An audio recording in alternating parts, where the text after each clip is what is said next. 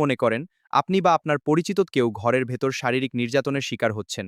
এখন প্রশ্ন হলো ডোমেস্টিক ভায়োলেন্স হলে আইন অনুযায়ী কি করবেন, কিভাবে নিজেকে সুরক্ষা দেবেন? মারধর, মানসিক চাপ, টাকা না দেওয়া, এসব আপনি পারিবারিক সমস্যা মনে করছেন, কিন্তু আসলে এইগুলোই ডোমেস্টিক ভায়োলেন্স। আইন অনুযায়ী শারীরিক, মানসিক, অর্থনৈতিক বা যৌন নির্যাতন সবই অপরাধ। এখানে একটা গুরুত্বপূর্ণ প্রশ্ন আসে, এই ডোমেস্টিক ভায়োলেন্সের মামলা আসলে কার বিরুদ্ধে করা যাবে? খুব সহজভাবে বুঝেন, এই আইনে মামলা করা যাবে শুধু সেই ব্যক্তির বিরুদ্ধে যার সাথে আপনার পারিবারিক সম্পর্ক আছে এবং একই বাসায় থাকে বা থেকেছে, যেমন স্বামী, শ্বশুর, শাশুড়ি, দেবর, ননদ বা পরিবারের অন্য সদস্য। কিন্তু বাইরের কোনো ব্যক্তি, প্রতিবেশী বা বন্ধুর বিরুদ্ধে এই আইনে মামলা করা যাবে না। পরিস্থিতি ২, চুপ করে থাকা। ধরুন আপনি নির্যাতনের শিকার কিন্তু কাউকে কিছু বলছেন না, ভাবছেন সময় গেলে ঠিক হয়ে যাবে, কিন্তু এতে পরিস্থিতি আরও খারাপ হতে পারে। এই অবস্থায় আপনি পুলিশ, এনফোর্সমেন্ট অফিসার বা সার্ভিস প্রোভাইডারের সাহায্য নিতে পারেন। পরিস্থিতি ৩, আদালতে আবেদন করা।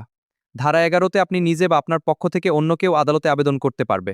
আদালত ৭ দিনের মধ্যে শুনানির তারিখ ঠিক করবে। জরুরি সুরক্ষা ধারা ১৩ অনুযায়ী আদালত যদি মনে করে আপনি ঝুঁকির মধ্যে আছেন, তাহলে সাথে সাথেই অস্থায়ী সুরক্ষা আদেশ দিতে পারে। সুরক্ষা আদেশ ধারা ১৪তে আদালত অভিযুক্তকে নিষেধ করতে পারে আপনার কাছে আসা থেকে, যোগাযোগ করা থেকে এবং যে কোনো ধরনের নির্যাতন থেকে। তারপর বাসস্থানের নিরাপত্তার জন্য ধারা ১৫ অনুযায়ী আপনাকে ঘর থেকে বের করা যাবে না।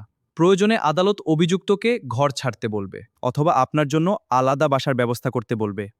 তাই চুপ করে থাকবেন না, আইনি সাহায্য নিন, নিজের অধিকার সম্পর্কে জানুন। তাই বলছি, ভিডিওটা খুবই গুরুত্বপূর্ণ।